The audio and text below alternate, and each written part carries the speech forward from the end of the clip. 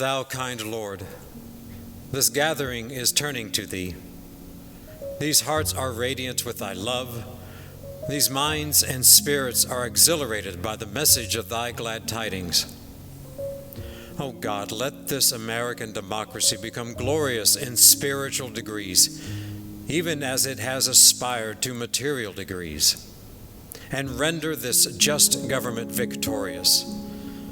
Confirm this revered nation to upraise the standard of the oneness of humanity, to promulgate the most great peace, to become thereby most glorious and praiseworthy among all nations of the world.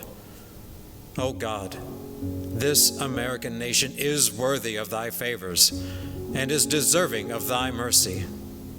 Make it precious and near to thee through thy bounty and bestowal.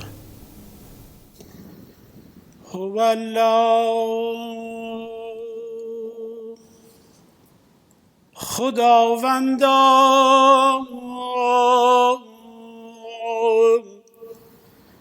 مهربانا کریما رحیما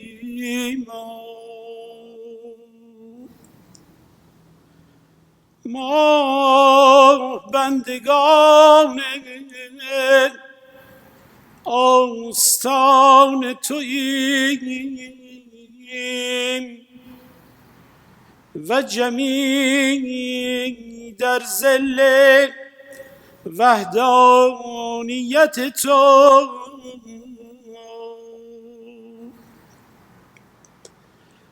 آفتاب رحمتت بر کل مشرق و ابر عنایتت بر کل می بارد. الطافت شامل کل است و فضلت رازق کن.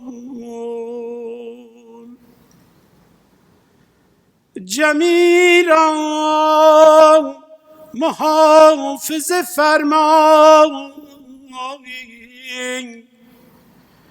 و کل را به نظر مکرمت منظور داری. ای پروردگار الطاف بی پایان شامل کن، نور هدایت برافروز، چشمها را روشن کن، دلها را سرور ابدی بخش، نفوس را روح تازه ده و حیات ابدی احسان فرما. ابواب عرفان بگشا، نور ایمان تابان نما. در ظل عنایتت کل را متحد کن و جمیع را متفق فرما، تا جمیع انوار یک شمس شوند، امواج یک دریا گردند، اسمار یک شجر شوند، از یک چشمه نوشند و از یک نسیم به اهتزاز آیند، از یک انوار اقتباس نمایند. تویی دهنده و بخشنده و توانا. این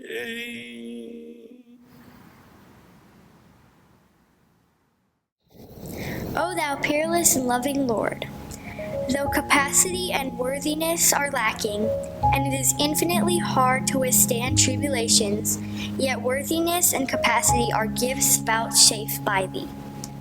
O Lord, give us capacity and make us worthy, that we may evince the most great steadfastness, renounce this world and all its people, kindle the fire of thy love, and even as candles burn bright with a consuming flame and shed abroad our radiance. O Lord of the kingdom, deliver us from this world of vain illusions, and lead us unto the realm of the infinite. Suffer us to be wholly freed from this nether life, and cause us to be blessed with the bountiful gifts of the kingdom. Release us from this world of nothingness that bears semblance of reality, and confer upon us life everlasting. Bestow on us joy and delight, and favor us with gladness and contentment. Comfort our hearts, and grant peace and tranquility to our souls, so that upon ascending unto thy kingdom, we may attain thy presence and may rejoice in the realms above. Thou art the giver, the bestower, the Almighty. Today is the day for steadfastness and constancy. Blessed are they that stand firm and immovable as the rock, and brave the storm and stress of this tempestuous hour. They verily shall be the recipients of God's grace.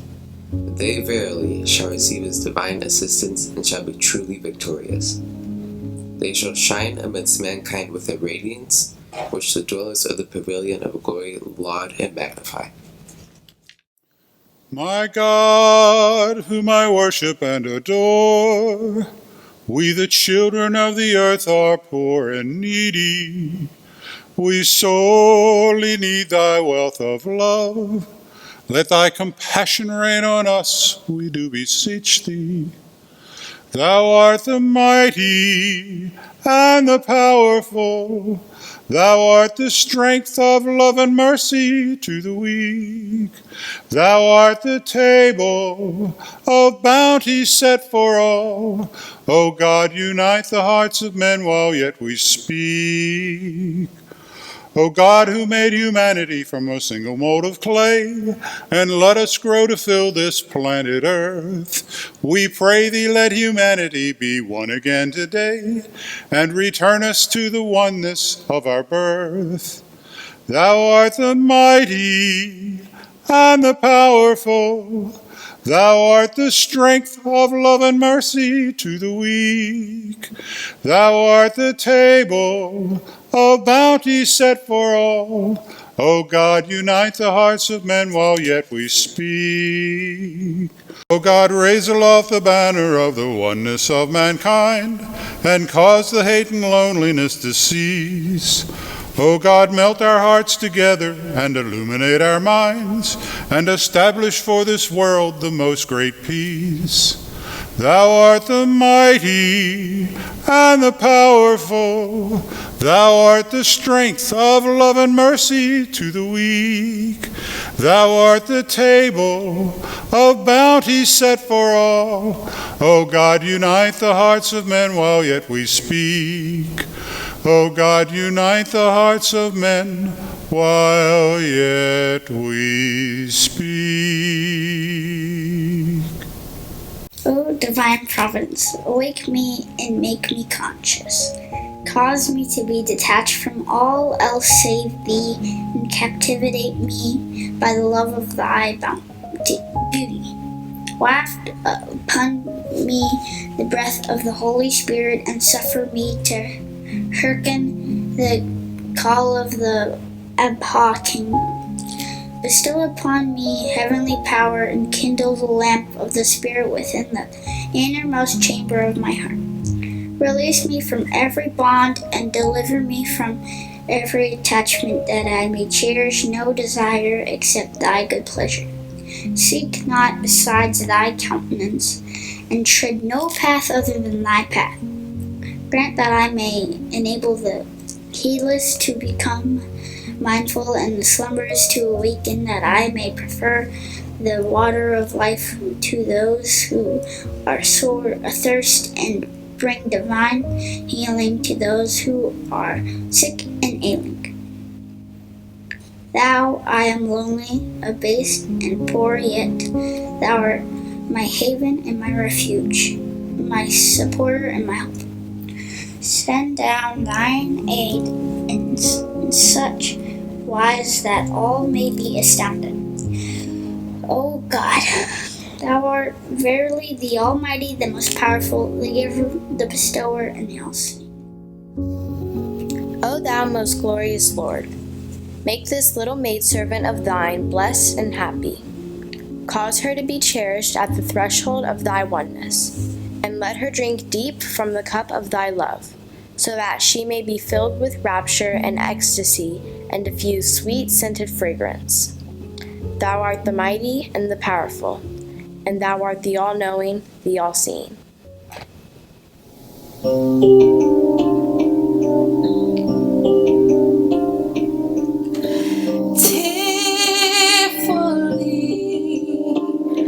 I raise my hands and supplicate to thee in prayer. Close my eyes and you're there again. It's not the end. You are with me always. Abdu'l-Bahá.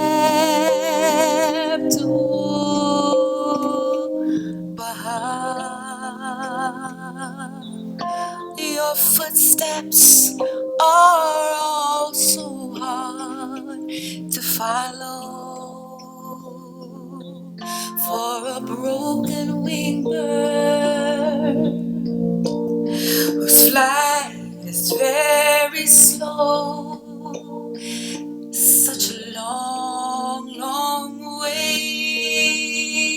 to go.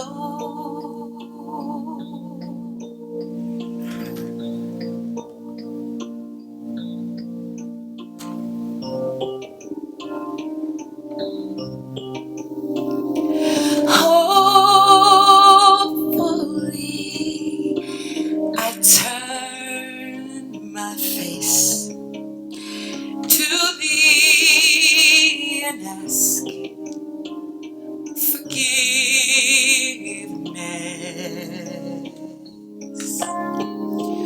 All my life I've been blind, now I see. Mankind is one, all religions agree. Abdu'l-Bahá.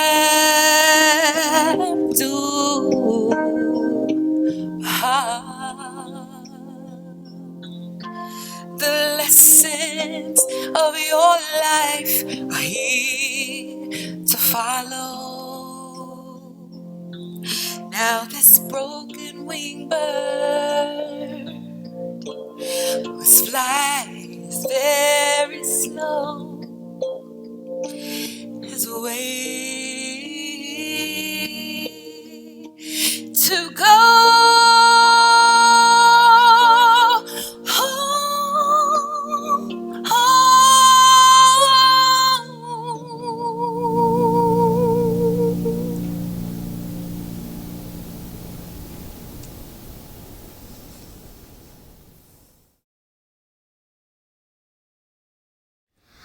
Oh God, guide me, protect of me a shining lamp and a brilliant star.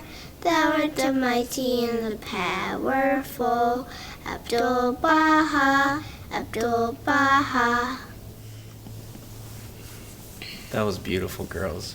You know, Abdu'l-Bahá always said that a wondrous melody is like wings for the spirit, and maketh the soul to tremble for joy. I'm trembling with joy right now.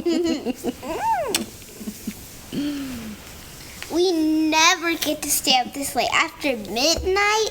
Yes, and I'm glad you took a nap today so we could share this very special holy moment together. Let me explain why this approaching moment is special. At this time, on this date, 100 years ago, after a courageous life of love and sacrifice, our beloved Abdu'l-Bahá ascended to the Abha kingdom, heaven. I love Abdu'l-Bahá so much. Me too.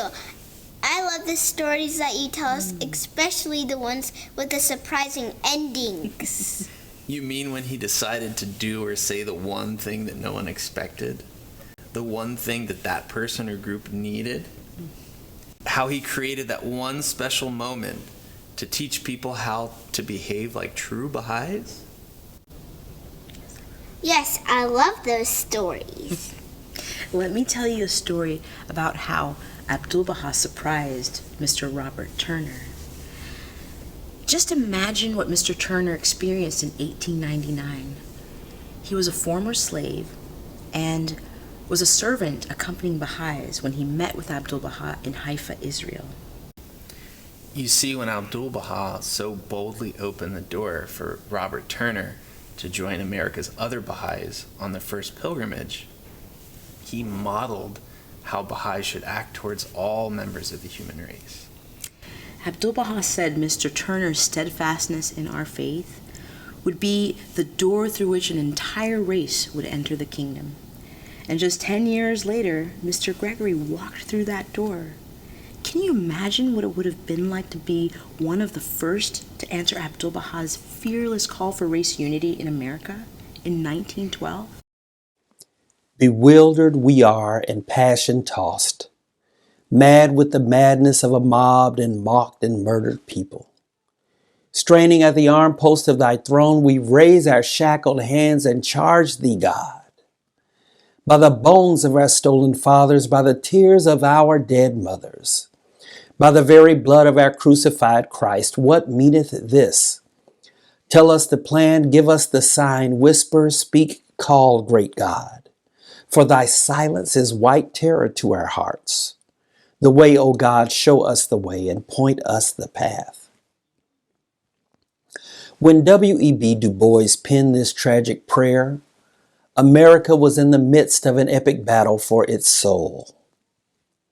This particular prayer and tearful plea, which I've prayed many times, was delivered after the Atlanta race riot, which took place the summer of 1906. Riots of this sort were commonplace throughout the South as whites sought to push back against a newly emancipated and emerging class of black workers. This was my world. I am Louis Gregory. I was born in Charleston, South Carolina on June 6, 1874, during the era of Reconstruction. I grew up in the Jim Crow South. In the decade prior to my entering this world, America had embarked on a new path towards equality.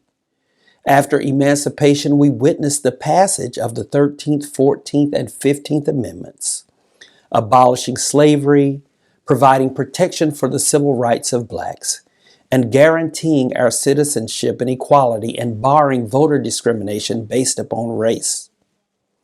We witnessed the passage of 2 Civil Rights Acts, one granting us the privileges of American citizenship and prohibiting our exclusion from juries and public accommodations.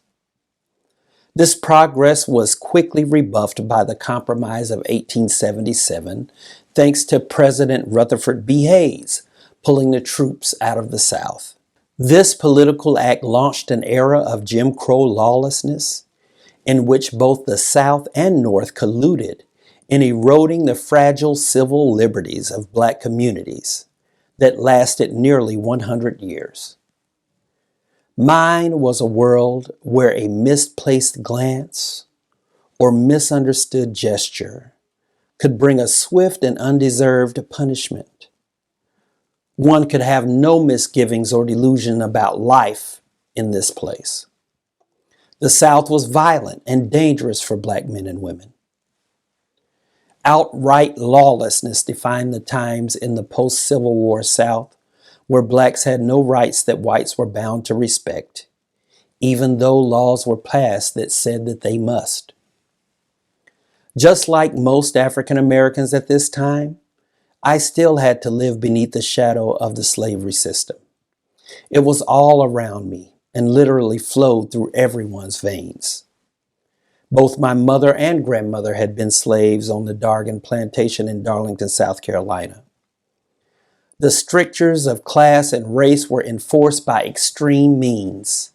I remember my grandmother's account of how the Ku Klux Klan had taken my grandfather's life simply because he had become a prosperous blacksmith. In this environment, even the slightest evidence of material success by a black person after the Civil War was seen as an affront to the white power structure.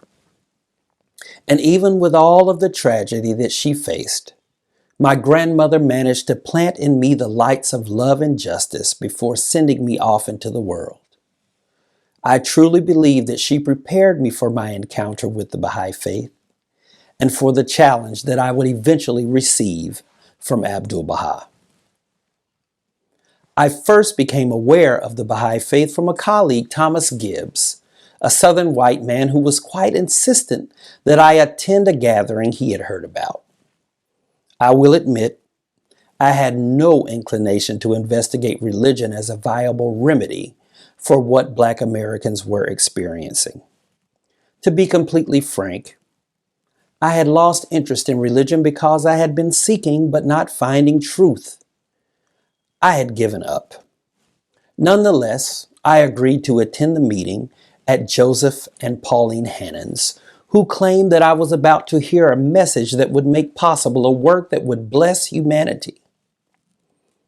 I found myself intrigued and challenged by this great claim, for I was a black son of the South who was reared in the volatile and capricious environment of Jim Crow. I know how stubborn and intractable racism can be.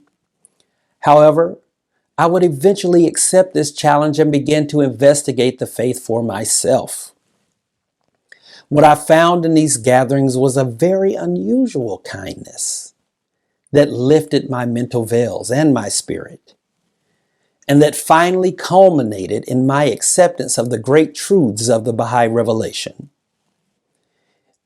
These gatherings gave me an entirely new conception of Christianity and of all religion, and changed my whole nature for the better. This was the answer, in my opinion, to Du Bois' prayer. The answer to the longing at the core of my soul. I took no time in putting pen to paper and writing to Abdu'l-Bahá. What I received from him would change my life forever. Let me just share a little bit of it with you. This is what he wrote to me. I hope that thou mayest become the means whereby white and colored people shall close their eyes to racial differences and behold the reality of humanity. And that is the universal unity which is the oneness of the kingdom of the human race. Like unto a candle be kindled in the world of humanity, and like unto a star shine and gleam from the horizon of reality, and become the cause of the guidance of both races. I knew right then and there that my service to the world would be calling whites and blacks into the loving fellowship that God had intended for all of us. This mission was not without its challenges, the greatest of which was possibly a Baha'i community not fully embracing of the far-reaching implications of the revelation. I was asked about our community when I was honored to meet the Master in the Holy Land in 1911. His question made me smile. I at once felt my inquirer, although he had not yet visited America, knew more of conditions than I could ever know. I told him that sentiments ranged from hopeful to despondent, but that there were a number of earnest souls who deeply desired the unity of the races. He told me that it would be done. I remember bearing witness to this as I watched him model race amity as only the perfect exemplar could during his visit in 1912. Abdu'l-Bahá was a great teacher, and everything he did was meaningful. I remember fondly one occasion in Washington, D.C. when he demonstrated what the power of justice and love could do. The Persian embassy in the city had arranged a luncheon in his honor. Their guest list included members of the social and political elite in the capital, as well as a number of Bahá'ís. I had been invited to visit the master, but was quite surprised at the time scheduled for the visit, as I knew the luncheon plans. But when the master extends an invite, naturally one must arrive on time. Their conference seemed to go on and on, as if indeed the master seemed to be prolonging it deliberately. Eventually, the butler announced that lunch was being served. Abdu'l-Bahá led the way and the invited guest followed close behind. It just so happened that I had not been on the luncheon list, so naturally I had remained behind. I was quite confused. Should I leave or wait for Abdu'l-Bahá to return? The guests were seated when suddenly the honored guest arose, looked around, and then asked in English, "Where is my friend Mr. Gregory?" adding, "My friend Mr. Gregory must lunch with me." The convener of the conference rushed to find me. As I approached the front of the room, I could see the master rearranging the place settings at his right, the seat of honor, ignoring utterly the delicate laws of protocol. And the luncheon started only after I had been seated. Then in a most natural manner, as if nothing at all unusual had happened in the capital that day in 1912, with tact and humor, the master electrified the already startled guest by talking about the unity of mankind. How significant these grand gestures were to those of us who had been taunted and teased with promises of equality and freedom. He modeled racial unity, not just for the black people present, but especially for these mainly wealthy white Bahá'ís, to prepare them for the coming kingdom. He elevated all of our station, but particularly our station, to the pupil of the eye, and proclaimed a more expansive purpose for black people, a new destiny which centered around more than just being seen or acknowledged. He taught us that we were the embodiment of sight for the body of humankind, a veritable fount of light that would lead the world and mend the war wounds of racial strife. Yes, we worked hard for justice in our country. Abdu'l-Bahá taught us that it was important for the Bahá'ís to always have integrated meetings. I remember a new believer, Mrs. Harriet Gibbs Marshall, a master pianist and founder of the Washington Conservatory of Music. I served with Miss Harriet on the board of that historic organization. She was so inspired by Abdu'l-Bahá that she made sure our meetings there included people of all races. She also played an instrumental role in our Bahá'í Race Amity conferences. I can only imagine what Mrs. Marshall experienced when she met Abdu'l-Bahá.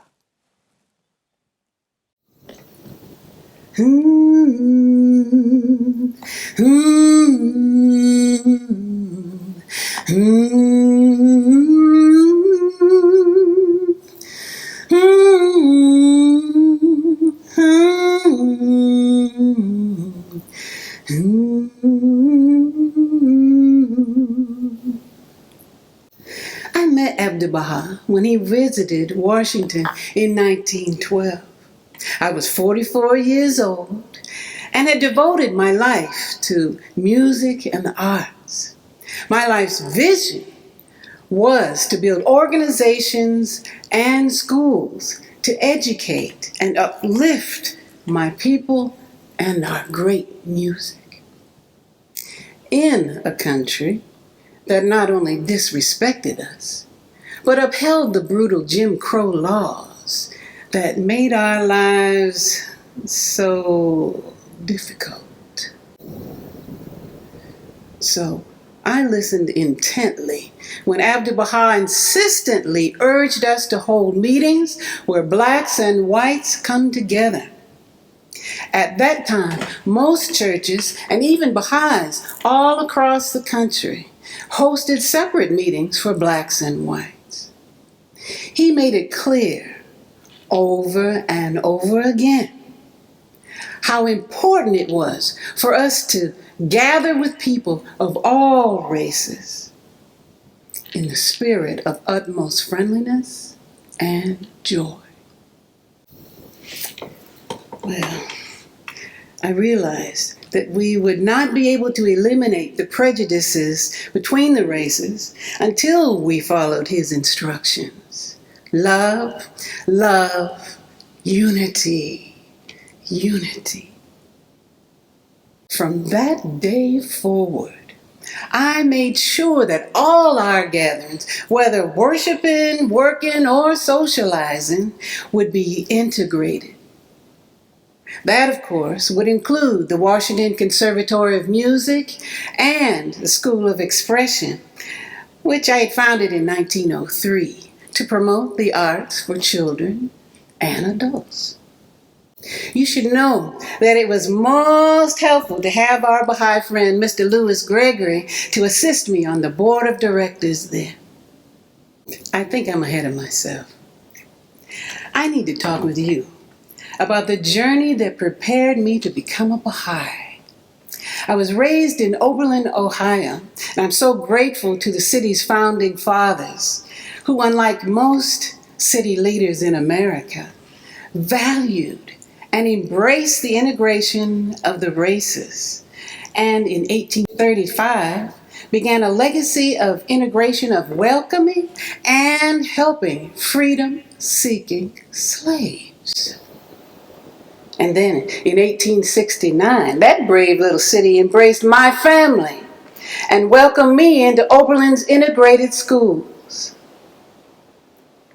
This early education opened the doors for me in 1889 to become the first black woman to graduate from Oberlin's Conservatory of Music as a piano major. This education, followed by my study of the piano in Europe and through performing concerts in America, enkindled my desire and tuned my talents to uplift people of all races through education and music. Such an illustrious beginning, however, did not spare me or my husband of the indignities of racism we faced as we lived and traveled throughout America. But that's another story for another time. Today, I want to tell you about Abdu'l-Bahá. When I heard Abdu'l-Bahā's inspiring message of the oneness of humanity, I was emboldened by his words and actions. I immediately embraced his cause, that of his father, Bahá'u'lláh. In spite of being persecuted and exiled and imprisoned over 50 of his 65 years, Abdu'l-Bahá still uttered bold words of unity and love. Words like, quote unquote, the diversity of the human family should be the cause of love and harmony, as it is in music, where many different notes blend together in the making of a perfect chord. When I heard these words, I felt like God had sent me the orchestral score of my life, past, present, and future, all designed for the cause of God. For my whole life, I had been guided to this vision, a vision of God's perfect chord of unity, love, and justice. To now hear that vision manifested in the courageous words and actions of Abdu'l-Bahá, my fervent prayers had been answered. I knew now that my passions, all my passions, music, love, justice, and unity, had all been and will always be the fingers of God's directing humanity's greatest performance, the unity of the human race. His brave actions, decisive and surprising, with a singularity of purpose, declared that now is the time to break down the walls that keep us apart so we can build one home for our human family. For me, Abdu'l-Bahā's call to unity remind me of an old beloved spiritual. Swing low, sweet chariot, coming for to carry me home. The melody was actually a signal to the slaves that the time to escape had arrived, the time to board the Underground Railroad, that sweet chariot to the new home had arrived, and to a life of freedom we would go. Now it's time to board our sweet chariot of faith and carry us all to a new home where justice and love have uprooted prejudice and racism, where God has directed hearts and souls to build his kingdom on earth, our home. Swing low, sweet chariot, coming for to carry me home. Swing low, sweet chariot, coming for to carry me home. Swing low, sweet chariot, come for carry me home. Swing low, sweet chariot, come for carry me home. What a powerful song. I'm so glad we took a moment to remember how Abdu'l-Bahā's choices always inspired courage and unity. Mr. Turner, Mr. Gregory, Miss Marshall were all uplifted and enkindled by their experiences with him. Yes, and it's almost time to honor his fearless life of unity with the tablet of visitation. We will be in unity with Baha'is all over the world, intoning this prayer at the same moment. Can you imagine Abdu'l-Bahá hearing this in the Abha Kingdom? Oh, voices from every corner of the world, wondrous chants and melodies. Like wings for his spirit, making his soul tremble for joy. Some laughs.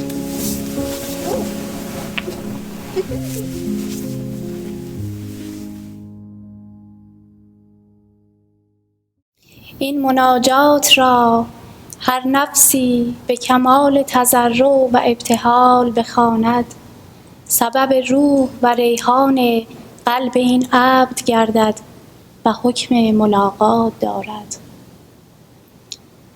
هوالابها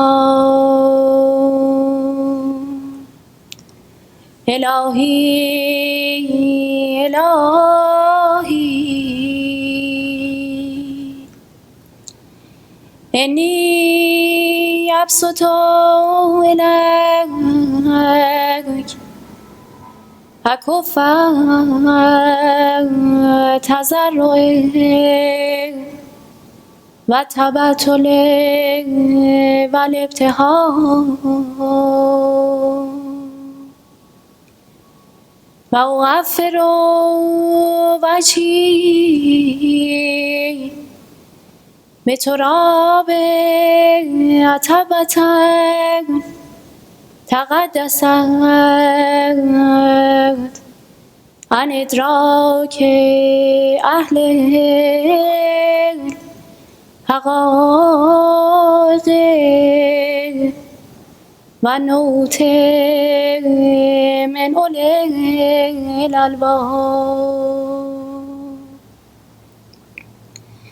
أن تنظر إلى عبدك خاضع خاشع به باب احدیتک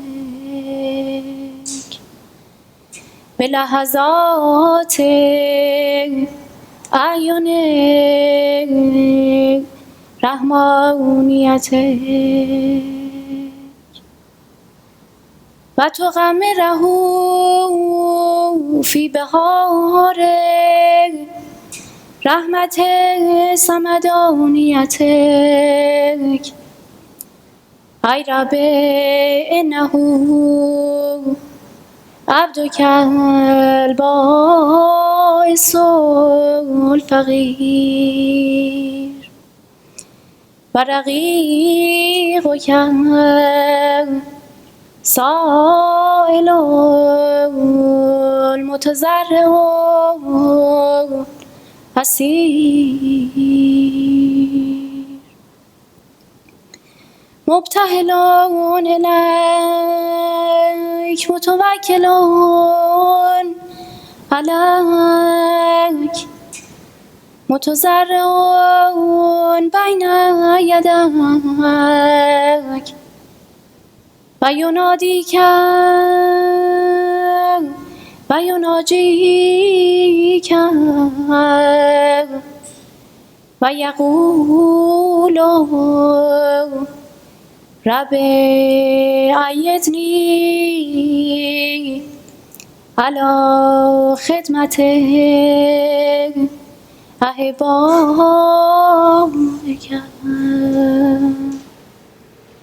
و قونی علی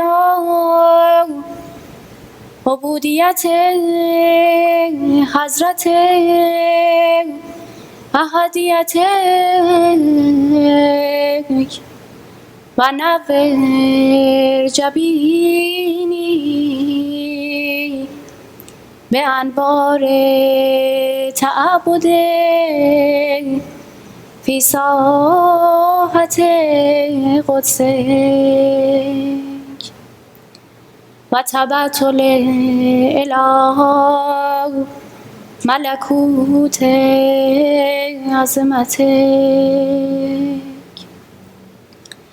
و حققنی بالفنا فی فناء باب الوهیتک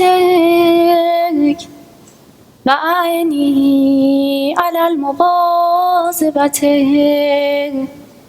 علی الانعدام فی رهبت ربوبیتک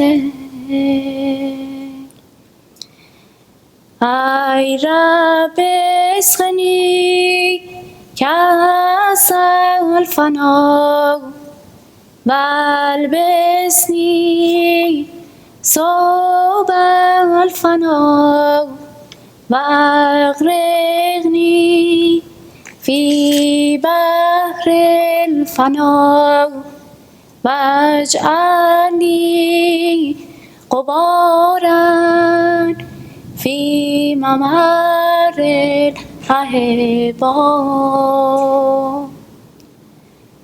و اجعلنی فداء للارض التي وطئتها اقدام الأصفیاء فی سبیلک یا رب العزت والعلا انک انت الکریم الرحیم المتعال. هذا ما ینادیک بهی ذالک العبد فی البکور والآصال. ای رب حقق آماله و نور اسراره و اشرح صدره و اوقد مصباحه فی خدمت امرک و عبادک انک انت الکریم الرحیم المتعال و انک انت العزیز الرؤوف الرحمن.